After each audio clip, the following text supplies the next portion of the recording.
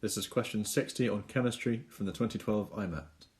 So we're asked which of these statements are correct about the solvent properties of water.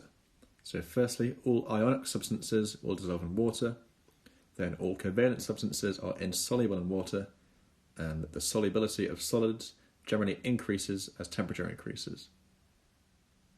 So firstly, will all ionic substances dissolve in water?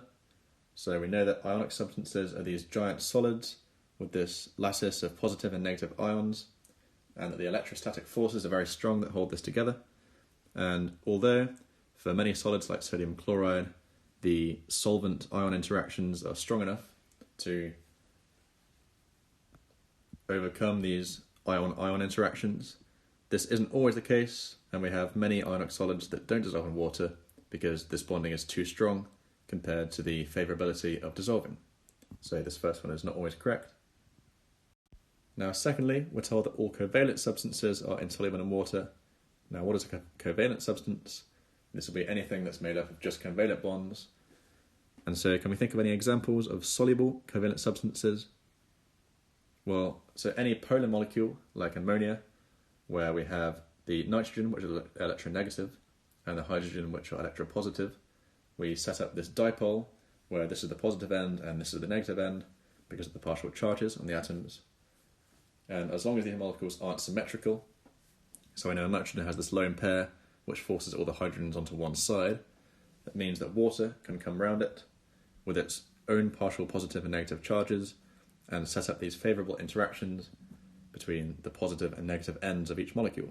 So ammonia definitely dissolves in water, and we know that many covalent substances like this. So this one, again, isn't always true. And finally, we're told that the solubility of solids generally increases as temperature increases. So let's think about this. What happens when a solid dissolves?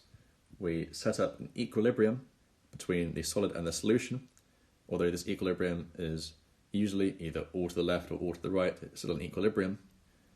And so what do you think the effective temperature is going to be? Well, we need to use Le Chatelier's principle, which tells us that the equilibrium will shift to whichever side will cool the reaction down if we increase the temperature. And which side is that? So we need to think about whether this forward reaction is going to be endo or exothermic. And how do we do this? We need to look at the bonds that we're breaking and the bonds that we're making. So you can see that we're breaking these strong ionic bonds in the solid, and what are we making? Well, we're setting up interactions like this, where the ions take the place of ammonia and have these favourable dipole-dipole interactions with the solvent water. And we can see that this bonding isn't going to be as strong as the strong ionic bonding in this solid. So if we're breaking stronger bonds than we're making, what does that mean for the enthalpy change? It's going to be positive, because we need to put in more energy than we get out. So if the delta H is positive, then the reaction will be endothermic, and therefore what is the effect of increasing the temperature? So the equilibrium will shift down to the solution phase to cool the reaction down, or in other words, the solubility is going to increase as we increase the temperature. So this generally will be correct. So our final answer is that part 3 is correct, which corresponds to E on the question paper.